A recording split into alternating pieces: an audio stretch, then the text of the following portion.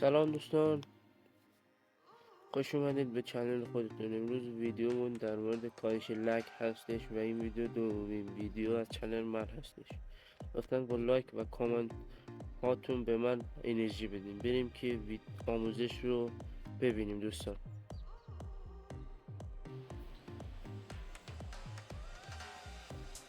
دوستان خوش اومدید به آموزش. همونطور که میبینید اینجا برای من گیم بوسترم فقط 90 FPS رو میده. خب بعد از آموزش ببینید که برای من 120 FPS فعال میشه. خب بچه ها، اگه میخواید لگ پابجیتون رو خیلی کم کنید به یه برنامه نیاز دارید، زدالچیوور، که میتونید هم از فروشگاه پلی و هم از مارکت دانلودش کنید. میرید داخلش، اندروید دیتا، میاید اینجا پایین تر tencent.com.ag false u4 game shadow strike shadow.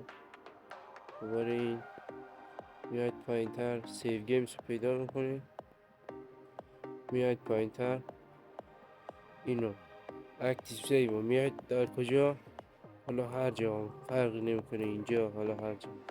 من اینجا کپیش میکنم.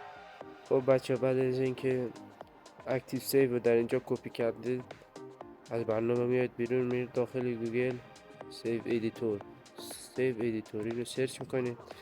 اولین سایتی که اومده روش میزنید، میرید داخلش، اینجا آپلود کردن فایل رو میزنید، اینجا اینو میزنید، نه اشته باشید، این یکی رو میزنید، میاید کجا، اینجا این سه نقطه بالا رو میزنید، اسکرول میکنید پایین، زدالچیوور رو پیدا میکنید.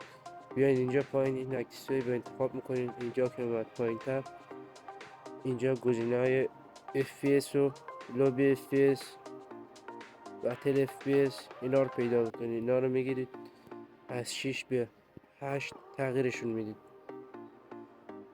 یه لحظه. بعد از اینکه این کار کردید، باید چیکار میکنید؟ این پایین دانلود اکتیو سیو میزنید، اینو میزنید. بعد از اینکه چی شد، میاد اینجا باز کردن فایل، نه اشتباه شد بچه ها. این فایل من از قبلا داشتم، اینو من حذف میکنم، دیلیت یس. اینجا اگر براتون همچین چیزی پیش اومد، میاد تغییر نامش میدید. چیکار میکنید؟ این یک رو پاک میکنید، اوکی رو میزنید. اینو دوباره میرید از همون جایی که گرفتید همونجا کپیش میکنید. اندروید دیتا تکنولوژی u4 گیمز سیو گیمز رو پیدا میکنید، میاد اینجا همین رو میزنید، جایگزین رو میزنید، تمام. حالا بریم ببینیم که FPS ما چقدر شد. خب دوستان، همونطور که میبینید من اینجا سفر رو میکشم بله اینجا میبینید که برای من 120 FPS رو آوردیم. بریم داخل مچ که ببینیمش.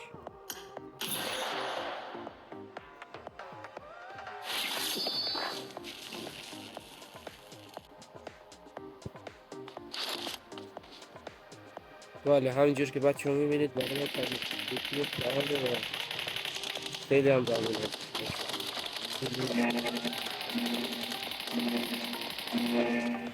Team match. Let's go.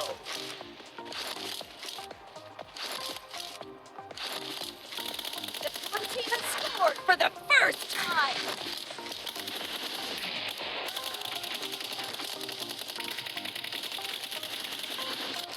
Team is unstoppable. همونجور که میبینید 120 FPS برای من فعال شده.